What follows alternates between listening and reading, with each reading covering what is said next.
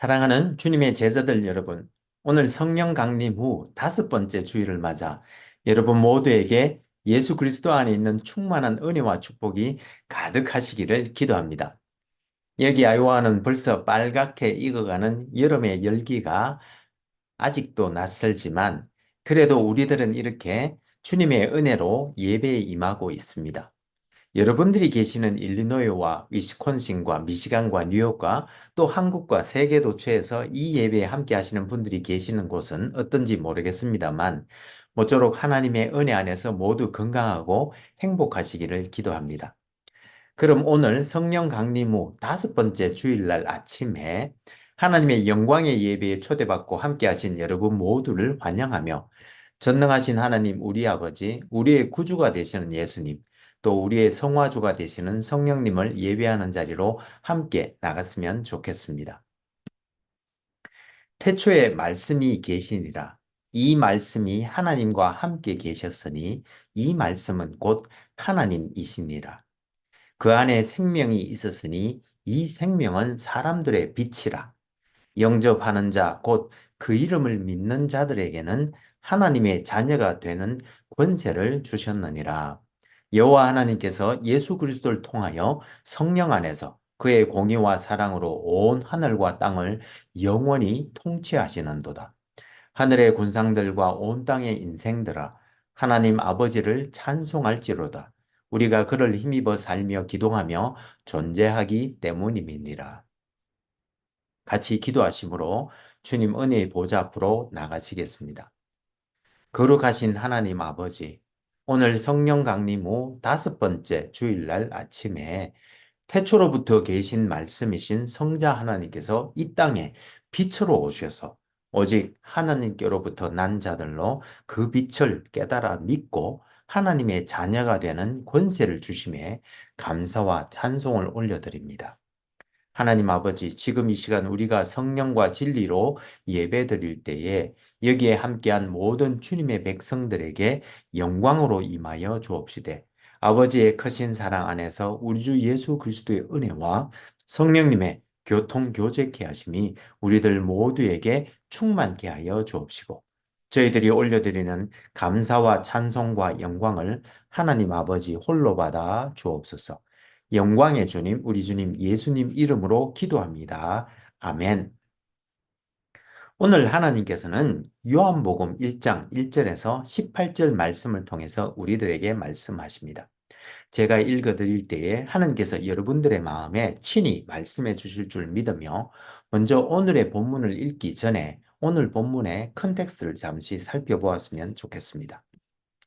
우리는 지난 6개월여 동안 새 공관 복음들과 함께 사도행전을 살펴보았고 이번 주부터는 마지막 4번째 복음서인 요한 복음서를 함께 묵상해 보기를 원합니다. 요한 복음이 쓰여질 1세기 말 당시의 초대교회는 이제 상당히 성장하여 또 다양화되었기에 그에 따라 헬라 기독교인들도 기독교에 대해서 좀 더 쉽게 이해할 수 있도록 신학적 해석을 제공해야 될 필요가 대두되었고 또 다른 한편으로는 로마 제국의 기독교인에 대한 박해와 유대인들의 적대감이 더욱 커져가고 있는 상황이었던 바 교회를 격려할 필요가 있었기에 요한은 이 요한복음서를 기록했습니다. 그럼 오늘 본문인 요한복음 1장 1절에서 18절 말씀을 같이 읽어보도록 하겠습니다. 이것은 하나님의 말씀입니다. 태초에 말씀이 계시니라. 이 말씀이 하나님과 함께 계셨으니 이 말씀은 곧 하나님이시니라. 그가 태초에 하나님과 함께 계셨고 만물이 그로 말미암아 지은 바 되었으니 지은 것이 하나도 그가 없이는 된 것이 없느니라. 그 안에 생명이 있었으니 이 생명은 사람들의 빛이라. 빛이 어둠에 비치되 어둠이 깨닫지 못하더라. 하느님께로부터 보내심을 받은 사람이 있었으니 그의 이름은 요한이라. 그가 정언하러 왔으니 곧 빛에 대하여 정언하고 모든 사람이 자기로 말미암아 믿게 하려 함이라. 그는 이 빛이 아니요 이 빛에 대하여 정언하러 온 자라. 참빛, 곧 세상에 와서 각 사람에게 비추는 빛이 있었나니 그가 세상에 계셨으며 세상은 그로 말미암아 지은 바 되었으되 세상이 그를 알지 못하였고 자기 땅에 오매 자기 백성이 영접하지 아니하였으나 영접하는 자, 곧 그 이름을 믿는 자들에게는 하나님의 자녀가 되는 권세를 주셨으니 이는 혈통으로나 육정으로나 사람의 뜻으로 나지 아니하고 오직 하나님께로부터 난 자들이니라. 말씀이 육신이 되어 우리 가운데 거하심에 우리가 그의 영광을 보니 아버지의 독생자의 영광이요 은혜와 진리가 충만하더라. 요한이 그에 대하여 정언하여 외쳐 이르되 내가 전에 말하기를 내 뒤에 오시는 이가 나보다 앞선 것은 나보다 먼저 계심이라 한 것이 이 사람을 가리킴이라 하니라. 우리가 다 그의 충만한 데서 받으니 은혜 위에 은혜로라. 율법은 모세로 말미암아 주어진 것이요 은혜와 진리는 예수 그리스도로 말미암아 온 것이라. 본래 하나님을 본 사람이 없으되 아버지 품속에 있는 독생하신 하나님이 나타내셨느니라. 이것은 하나님의 말씀입니다. 다 같이 감사합니다, 하나님. 잠시 기도하시겠습니다. 오 주님, 지금 이 시간 하나님의 말씀을 듣기를 원합니다. 하늘의 지혜와 진리의 말씀을 들을 때에 성령의 조명하심으로 우리의 마음을 여시고 말씀을 깨닫게 하여 주옵시되 주님의 생명의 말씀에 순종하는 은혜를 더하여 주옵소서. 성령을 보내주신 우리 주님 예수님 이름으로 기도합니다. 아멘. 오늘 성령 강림 후 다섯 번째 주일날 아침에 여기에 함께 하신 모든 분들에게 우리 주 예수 그리스도의 은혜와 우리 아버지 하나님의 크신 사랑과 또 성령님의 권능 주심과 교통 교제케 하심이 충만하시기를 기도합니다. 오늘은 여러분들과 함께 기독교와 다른 고등 종교는 무엇이 어떻게 다른가에 대해서 잠시 먼저 살펴보기를 원합니다. 종교다원주의자인 존 힉스는 모든 종교의 배후에는 하나의 궁극적 실체가 존재하지만 역사와 문화의 특수성 때문에 여러 종교가 생겼다고 했는데 한마디로 모든 종교는 길은 달라도 같은 산을 오른다는 주장을 하였습니다. 여러분, 과연 그럴까요? 물론 기독교의 십계명이나 불교의 십중계 등을 살펴보면 비슷하게 보이기에 그렇게 생각할 수도 있겠지만 불교의 십중계가 그것을 지켜서 구원에 이르는 구원의 조건에 해당한다면 기독교의 십계명은 인간으로서는 완벽하게 지킬 수 없기에 오히려 믿음으로 구원을 얻는 것을 가르치며 다만 신자로서의 선행은 구원받은 자의 삶의 열매로 보는 것이 기독교의 시각입니다. 이와 같이 기독교와 타 종교 간에는 차이점이 있는데 그 중에 몇 가지를 더 알아보면 다른 종교들은 대개 인간이 신을 먼저 찾아가서 정성을 들여 신의 마음을 감동시켜 신에게서 무엇을 얻어내려 하지만 기독교에서는 죄인인 인간에게 참 신이신 하나님이 먼저 찾아오십니다.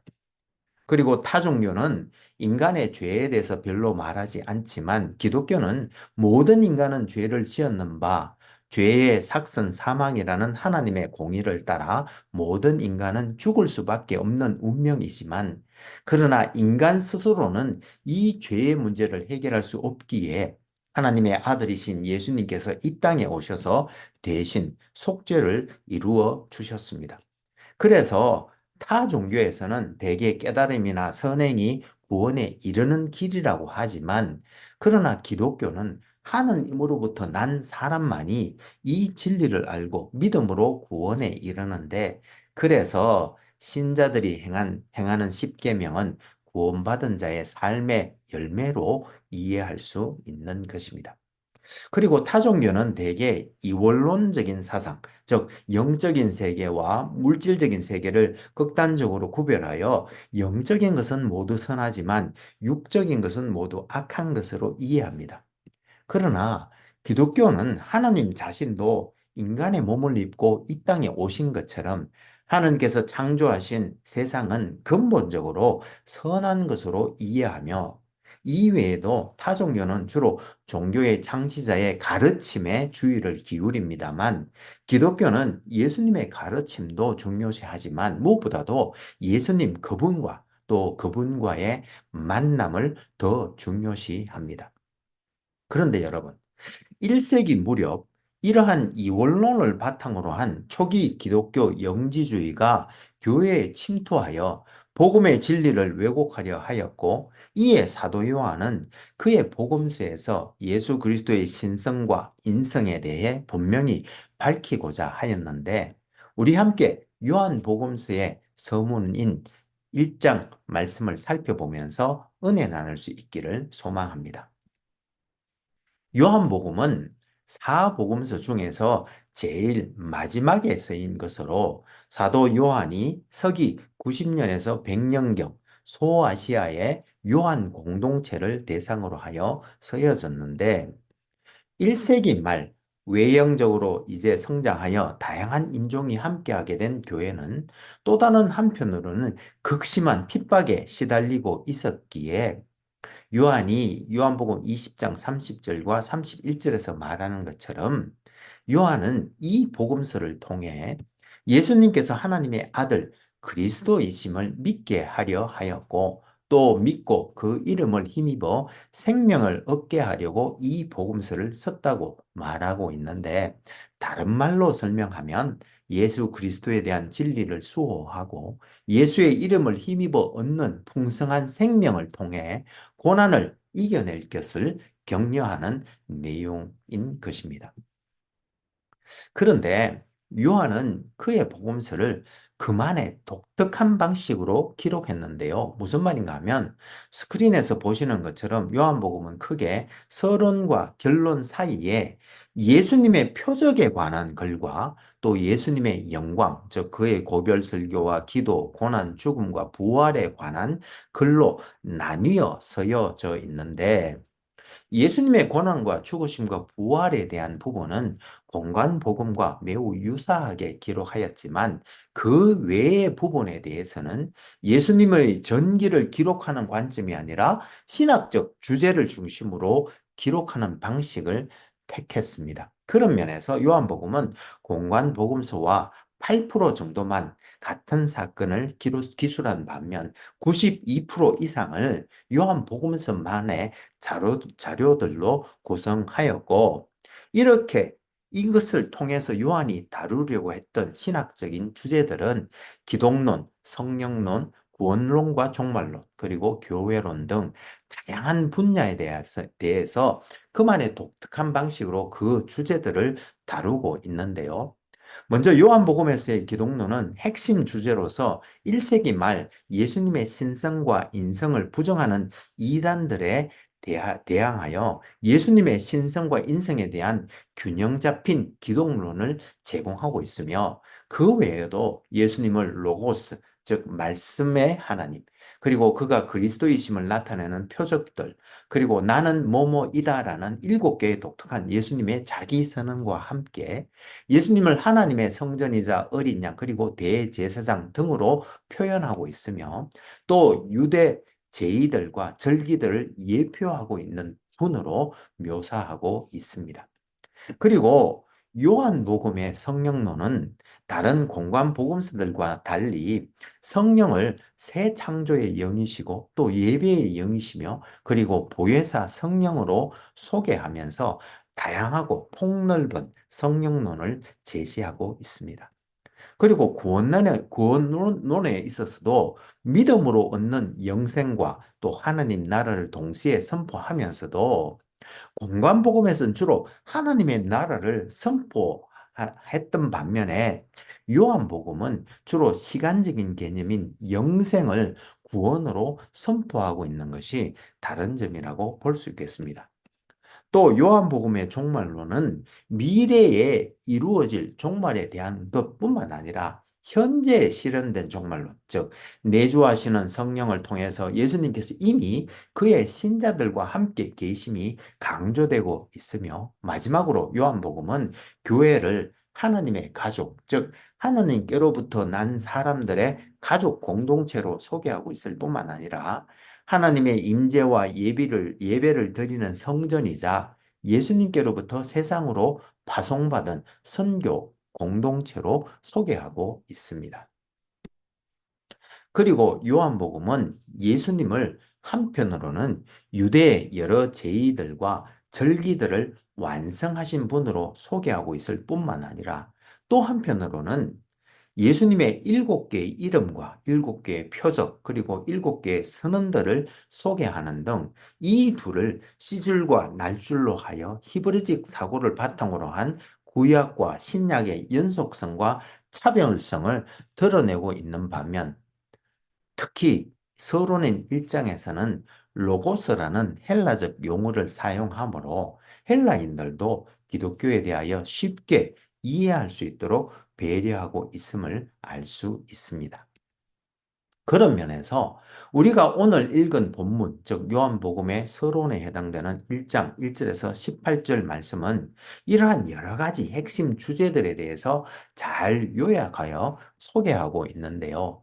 즉 1절에서는 예수님의 선제성과 하나님과의 연합을 이야기하므로 예수님은 하나님과 본질상 동일한 하나님이신데, 이어서 4절과 5절과 6절에서는 이 예수님 안에는 생명과 빛이 있다고 하면서 이 빛은 어둠과 함께 할 수 없고, 또한 세상은 그 빛을 보고 깨달을 수 없기에 구원은 헬라 철학에서 말하는 것처럼 영적 깨달음을 통해 얻을 수 없고, 다만 성자 하나님이신 예수님 안에 있는 생명을 얻어야 하는 바, 따라서 13절과 14절에서는 하느님께로부터 난 자만이 이 예수님의 영광과 은혜와 진리를 깨달아 믿고 구원을 얻을 수 있는데, 그 이유는 18절에서 말하는 것처럼 예수님만이 하나님을 보시고 또한 하나님을 계시하실 수 있기 때문이라고 기록하고 있는 것입니다. 그리고 오늘 본문을 포함한 요한복음 1장에는 7가지 예수님의 이름을 소개하고 있는데요. 1장 1절에서 14절에서는 예수님을 태초로부터 계신 영원한 말씀 하나님으로 소개하면서 만물이 그로 말미암아 지은 바 된 창조의 말씀이시고, 또한 말씀이 육신이 되어 우리 가운데 거하시는 성육신하신 말씀이시며, 또한 그를 진리를 계시하는 빛 되신 분으로 소개하면서 그 안에 생명이 있다고 말씀하고 있습니다. 그리고 이어서 15절에서 49절까지에서는 그를 또한 하나님의 아들로서 신성을 가진 분이시자, 또한 동시에 하나님의 사람의 아들로서 인성을 가지신 분이신데, 그는 인간의 죄를 대신하여 하나님의 어린 양으로 이 땅에 보내심을 받아 십자가의 대속 제물로 바쳐지심으로 그의 백성들을 죄에서 구원해 주실 메시아이시며, 또한 이스라엘의 왕이라고 소개하고 있습니다. 그런데 여러분, 오늘 본문 1장 1절에서는 예수님을 태초로부터 오신 말씀으로 소개하고 있는데요. 여기서 태초란 무엇을 의미하는 것일까요?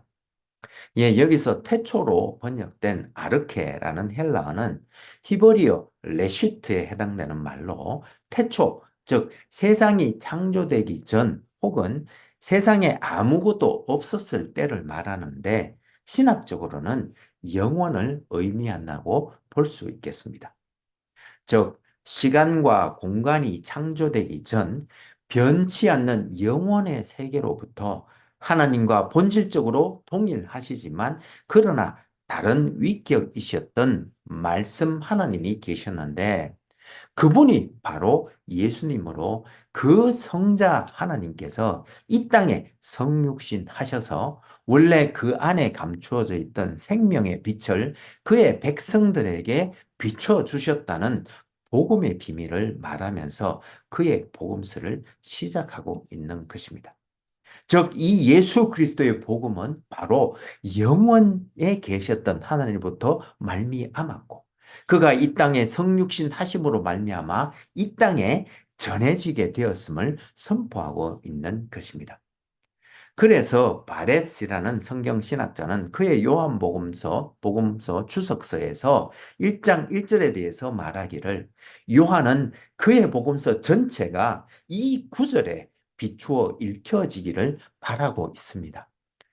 예수님의 행위와 말씀들은 곧 하나님의 행위와 말씀들인데, 그런데 만일 그렇지 않다면 이 책은 하나님을 모독하는 것이 될 것입니다라고 말했던 것입니다.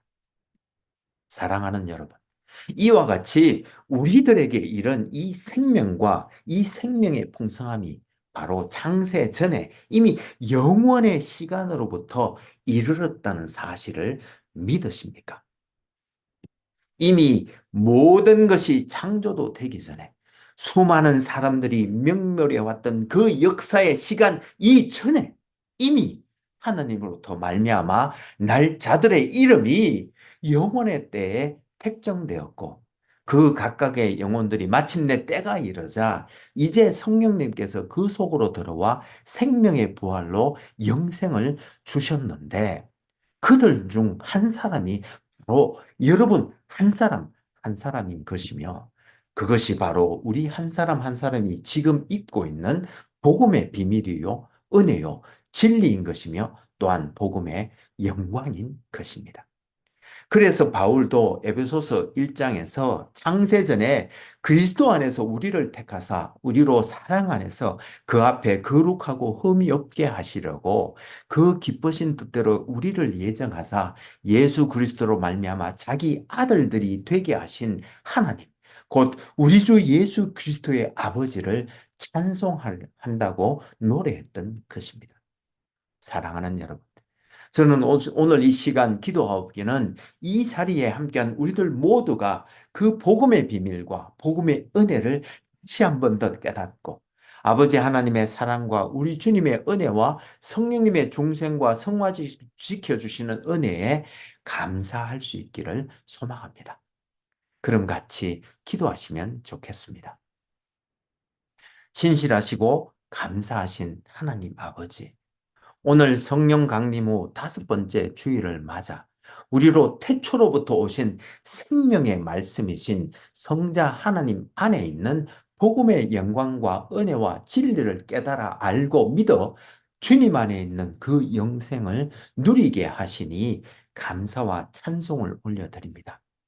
주님, 이 시간 십자가 밑에 엎드려 간절히 기도하옵기는 태초에 하나님께서 천지를 창조하실 때에 함께 하셨던 성자 하나님이신 예수 그리스도의 은혜가 모든 자들에게 있을 수 있기를 기도하면서, 이러한 놀라운 복음의 비밀을 우리가 알고 또한 세상 어둠에 가려 그리스도 예수의 얼굴에 있는 복음의 빛을 보지 못하는 이들에게 이 생명의 복음을 전하는 우리 모두가 되게 하여 주옵소서.